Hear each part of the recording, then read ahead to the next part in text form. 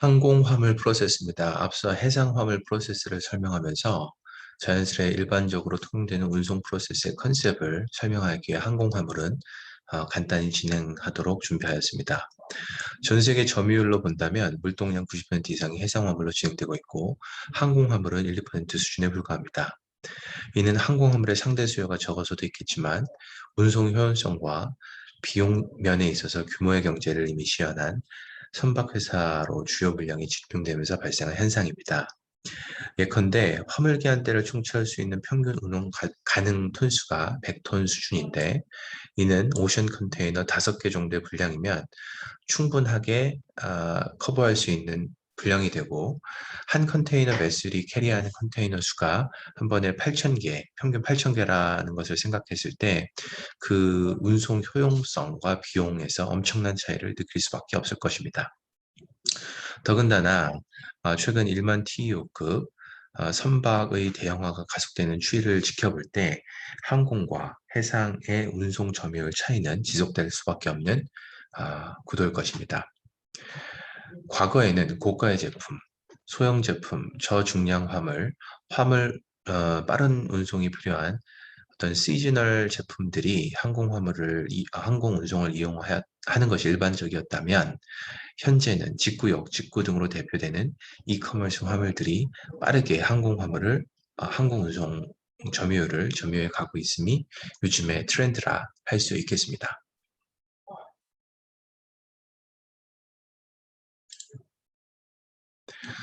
항공 화물 운송장입니다. 해운과 마찬가지로 항공사가 포워더나 그 대리점한테 발행하는 운송장이 마스터 에어웨이 BL, 그리고 포워더가 또는 그 대리점이 고객에게 발행하는 하우스 에어 BL, 이렇게 두 가지로 나뉩니다.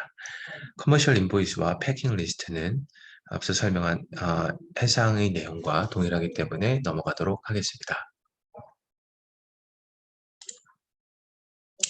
항공 수출 프로세스입니다. 해운 수출의 절차보다 훨씬 간단하며 여기서 같이 살펴보도록 하겠습니다. 포워더는 고객의 오더 및 커머셜 인보이스 패킹 리스트를 수령합니다.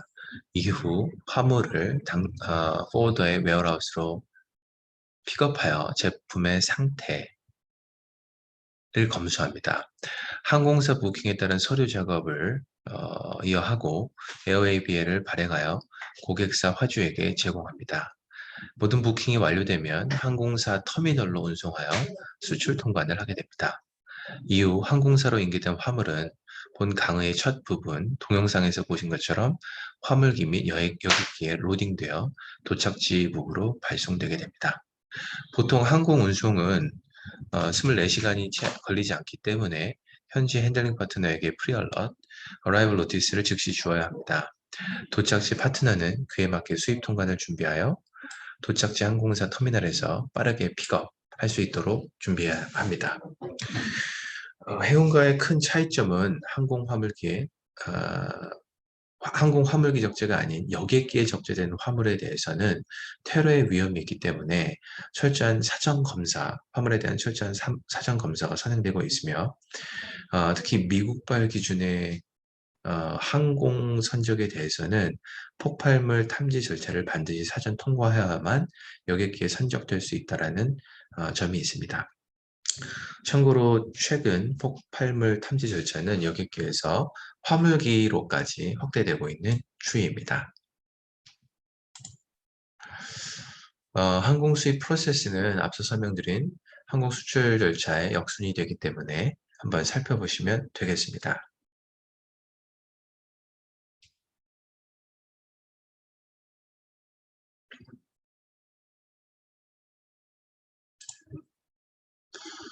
항공 화물기를 소개하겠습니다. 보시는 화물은 대한항공 대표 기제 중 하나인 보잉 747-400F 시리즈입니다. 보잉사가 제조한 비행 기제로서 동체 길이는 70m에 육박하고 110톤 이상의 화물을 캐리할 수 있습니다.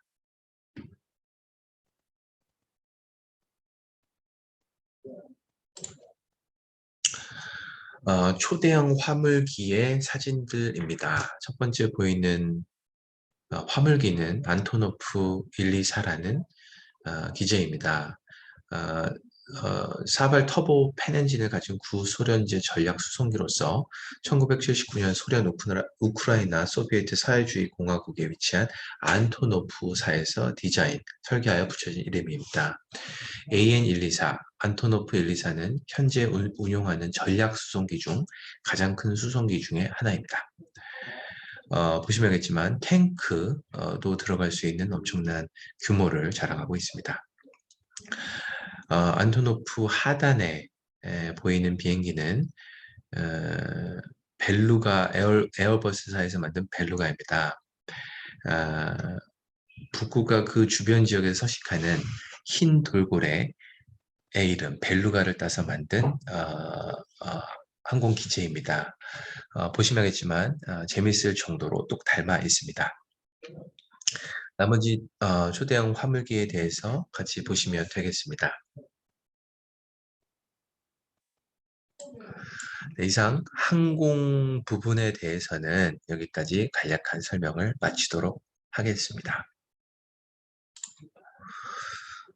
다음은 자가창고와 3자 물류회사의 창고, 즉 3PL 창고에 대한 비교와 어떤 3PL 창고를 선택해야 되는지에 대한 그 기준에 대해서 알아보도록 하겠습니다.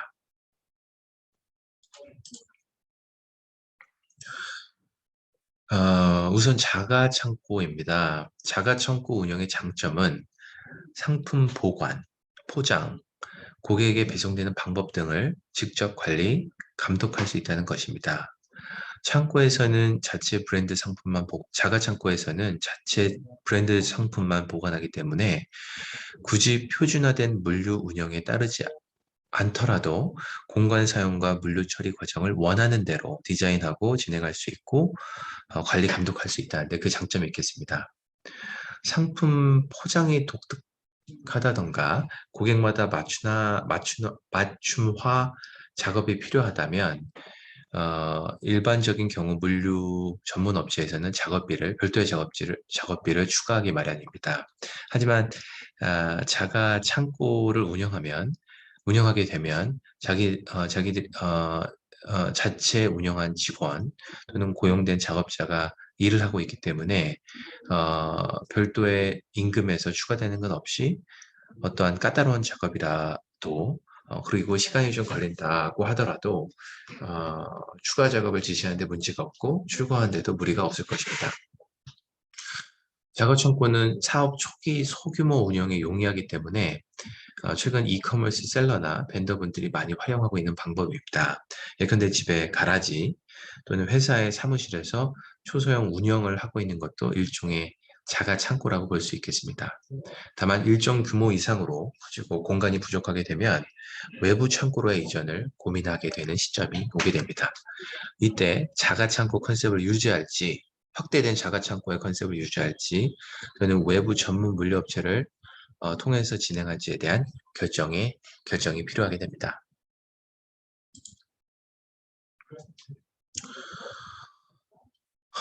전문 물류업체, 3자 물류업체의 창고를 우리는 3PL 창고라고 하고 있습니다. 정확하게 말해서는 Third Party Logistics Warehouse라고 합니다. 그러면 왜 3PL 창고 서비스를 쓰는가에 대해서 알아보겠습니다. 첫 번째, 인프라 및 인력 관리에서부터 해방되는 부분입니다. 자가창고를 사용하다 보면 어느덧 창고 임대부터 팔렛 구입 관리, 지게차 구입 관리, 작업자 고용 관리, 임금 지불, 택배업체 계약 관리, 포장재 주문 관리 등을 직접 하게 되는데 이런 일들에 어느덧 매몰되어 어쩌면 어쩌면 당연하게 해야 할 상품 기획, 마케팅은 뒷전이 됐을 수도 있습니다.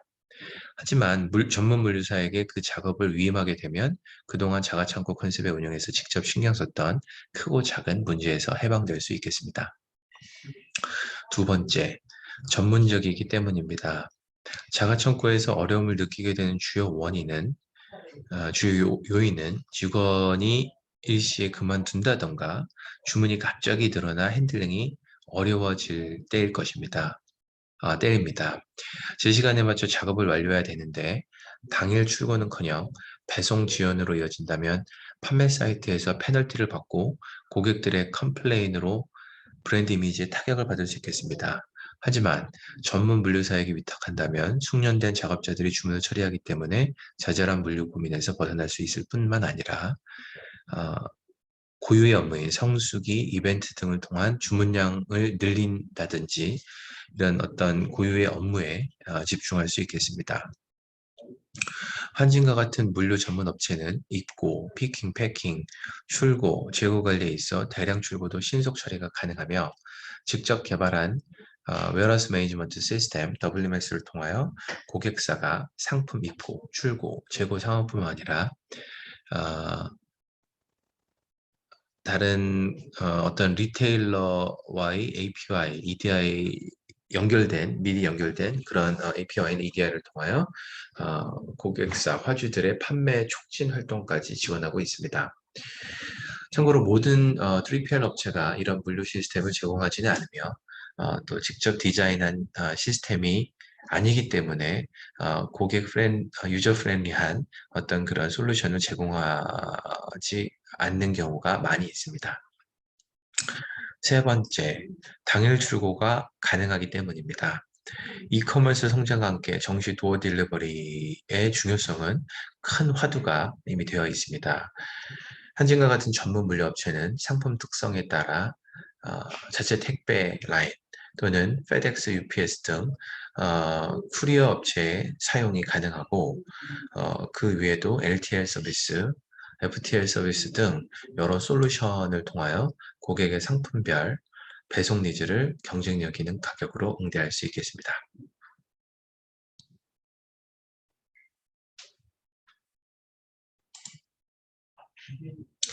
그렇다면 어떤 3PL 업체를 선택해야 하는가에 대해서 알아보겠습니다. 가장 기본이 되는 창구 로케이션이 지정이 된다면 하기에 5가지 부분에 대해서 검토해 보시면 좋겠습니다. 첫 번째, 견적의 투명성입니다. 경쟁이 치열한 시장에서 저가 견적, 그리고 이 견적에 대한 싸움은 어쩌면 너무 뻔한 상황이 되어가고 있을 것입니다. 화주의 입장에서는 저가 단가로 화주로는 저가 단가로 홍보를 해서 관심을 확보를 한 후에 나중에 실제 청구의 시점에서 추가 청구를 하는 그런 피해 사례들이 많이 있습니다. 화주, 고객의 시각에서는 눈에 띄게 낮은 단가는 의심을 하시고 명확하게 조건을 확인해 보시기 바랍니다. 일단 재고를 세팅한 어떤 창고에 세팅을 하고 나서는 그 이후 이관에는 많은 시간과 노력과 비용이 든다는 점을 명심하시기 바라겠습니다. 두 번째, 시설 환경입니다. 많은 창고 업체들이 단기의 이익을 위해서 비규격 렉을 사용한다든지 근무 시설, 근무 환경을 돌보지 않는 경우들이 많이 있습니다. 이런 열악한 환경들은 상품 데미지나 도난, 인력 사고들로 연결될 수 있음을 주의하시기 바라며 반드시 가능하시다면 그 시설을 방문하여 시설은 안전한지, 규격에 맞춰 있는지, 통풍은 잘 되는지, 바닥은 깨끗하게 관리가 되고 있는지 등등을 확인해 보시기 바랍니다. 세 번째, 재무 건전성입니다. 많은 분들이 간과하고 있는 부분인데 저자본의 영세 업체의 경우 재무 상태에 따라 최악의 경우 물건 출고 중단 등 물건이 잡히는 등 이런 경우들이 발생할 수 있습니다. 단순히 경쟁력 있는 견적서, 단가와 업체 대표 또는 담당자의 적극성만을 보고 덜컥 계약을 했다가 낭패를 당하는 일들이 종종 발생하고 있으니 반드시 점검해 보시기 바랍니다. 네 번째, 시스템입니다. 삼자 회사를 통해 관리를 하다 보면 내 화물이 이격될 수밖에 없고, 이 이격되어 있는 재고들을 편하게 관리할 수 있느냐가 중요합니다. 결국 3PL이 제공하는 WMS, Warehouse Management 시스템이 아, 유저 프렌리한지, 그리고 정확한 내역을 실시간으로 담고 있는지가 주요 검토 포인트가 될 것입니다. 이커머스의 니즈가 복잡해지고 있고, 한지가 같은 전문 물류사의 경우 주요 리테일러와의 API 연결, EDI 연결 등이 지원이 되고 있어서 어, 이런 기본적인 WMS의 펑션 외에 다양한 밸류 툴이 제공되고 있으니 같이 검토해 보시면 좋겠습니다. 이런 포인트로 같이 점검해 보시면 좋겠습니다. 다섯 번째, 물류사와의 커뮤니케이션입니다. 결국 사람입니다. 그 회사의 분위기, 대표의 의지, 내가 이야기할 실무자와의 업무 분위기를 짚어보시는 것이 굉장히 중요하겠습니다. 이상으로 다섯 개의 창고, 3PL 창고를 선택해야 할 때 어떤 주요 요소를 정리하여 보았습니다.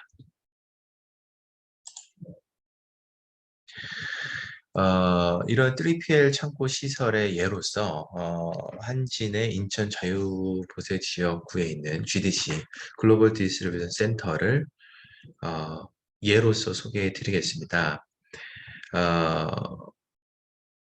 사이트 에어리아는 약 13,760 평방미터에 다르고, 겉면적으로는 6,500m 평방미터에 다릅니다. 옆면적으로는 약 2만 제곱미터의 3계층으로 구성이 되어 있습니다.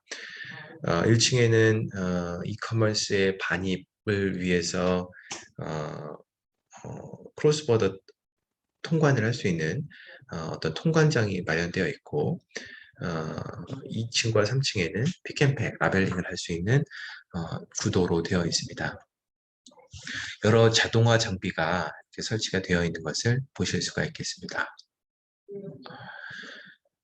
GDC 물류센터는 인천에 위치해서 전 세계 80여 개의 항공편과 50여 개의 선편을 활용하여 국제 운송이 가능하기 때문에 그 위치적으로는 정말 좋은 위치에 있을 것으로 보입니다. 특히 일본, 중국으로 최적의 항공 및 해상 운송 서비스를 제공할 수 있겠습니다. 대한민국 수도인 서울과는 1시간 거리에 위치하여 있습니다.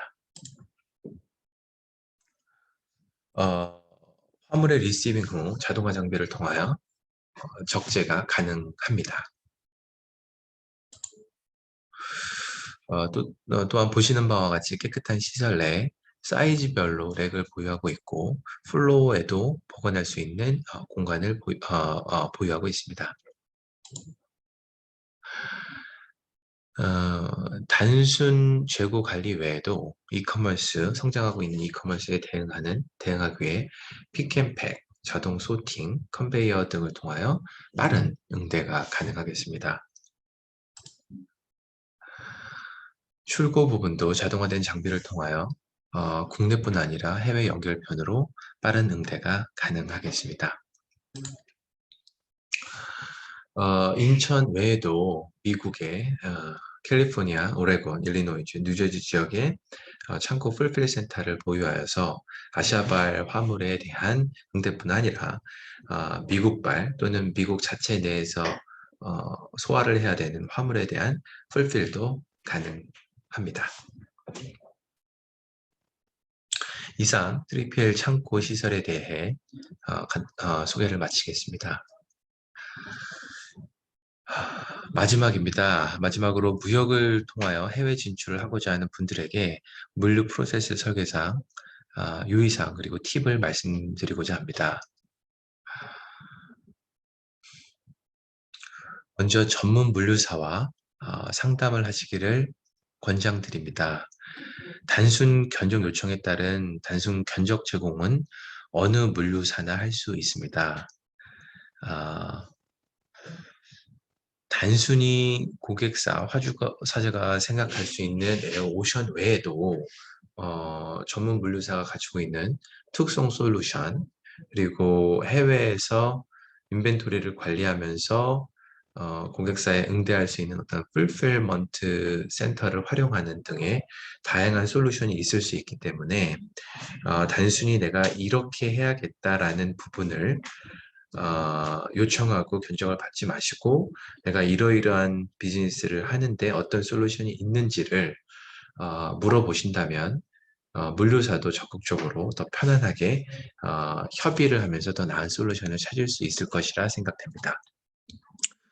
두 번째, 수출을 하고자 하는 해외 시장을 파악을 하실 때 물류사를 적극적으로 활용해 보시기 바랍니다. 모든 물류사가 제공하는 서비스는 아니지만 한진과 같은 글로벌의 각 직영 조직을 운영하고 있는 어떤 규격을 가진 전문 물류사라면 그 시장에 특수한 통관법, FDA 관련된 룰, 그리고 나아가 법인 설립 등까지 어떤 다양한 가치를 가진 정보를 지원받으실 수가 있겠습니다. 혼자 알아보시고 살펴보시는데 시간을 두시지 마시고 이런 전문화된 물류 업체를 해외 진출의 파트너로 생각하시고 편하게 상담을 받으신다면 좋은 솔루션을 받을 수 있지 않을까, 좋은 지원을 받을 수 있을 것입니다. 세 번째, 전체 코스트에 대한 시뮬레이션을 요청하시기 바랍니다. 무역을 함에 있어서 물건을 파는 데에만 집중하다 보면 어느 순간 물류비를 수익 간과하는 경우를 많이 보게 됩니다. 특히 요즘과 같은 물류 대란의 상황에서는 사업의 성공 여부가 어떤 물류 솔루션을 활용하는지, 어떤 물류사를 선택하는지에 따라서 달라질 수 있을 만큼 큰 팩터가 되고 있습니다. 단순 견적을 받고 나서 스스로 검토하시기보다는 이러이러한 조건 하에 어떤 결과, 물류 코스트가 발생하는지 명확한 시뮬레이션을 요청을 하시고 예상 토탈 코스트를 가지고 전체 사업 채상성을 확인해 보시기를 권장드립니다. 네 번째, Reliable Logistics 파트너를 찾기를 바랍니다. 전문 물류사를 찾는 것인데요. 어쩌면 이 시장에서 제일 쉽게 시작할 수 있는 게 저자본, 저인력으로 제일 쉽게 시작할 수 있는 사업이 물류라고 합니다. 반면에 제일 잘하기 어려운 분야가 이런 물류 사업이기도 합니다. 어떤 물류 업체의 사업 수주 의지도 중요하겠지만 물류사를 선택함에 있어서 내 화물이 사고 났을 때 책임 있게 팔로우업을 해줄 수 있는 업체인가 이 관점에서 생각해 보시기를 바라겠습니다. 이런 시각에서 보시다 보면 해외까지 직영 조직으로 운영을 하고 있는지 그리고 재무 건정성이 있는지를 판단하시게 될 것입니다. 그리고 이런 업체일수록 어떤 사고 상황에서 그 진가를 발휘할 수 있다라고 생각할 수 있겠습니다. 예, 이상으로 물류 프로세스 설계에 대해서까지 설명을 들었습니다. 장시간 함께 해주셔서 감사하고 모쪼록 이 기회를 통해서 물류에 대한 기본 지식을 함양할 수 있는 기회가 되셨으면 합니다. 저는 현재 미국에 있고 미국 법인의 법인장으로 있습니다. 한국뿐 아니라 미국의 어떤 물류에 관련된 궁금한 점, 미국 시장에 대한 궁금한 점, 미국 판매를 위해서 어드바이스를 받고 싶으시다면 여기에 제가 기재해 놓은 전화번호나 이메일로 편하게 알려주시기 바라겠습니다. 여기 이메일 주소가 잘못되어 있는 스티브 리가 스티브 lee 골뱅이 한진.co.kr입니다. 스티브 리 lee 한진.co.kr입니다. 네, 이상 강의를 마치도록 하겠습니다. 모두 수고하셨습니다.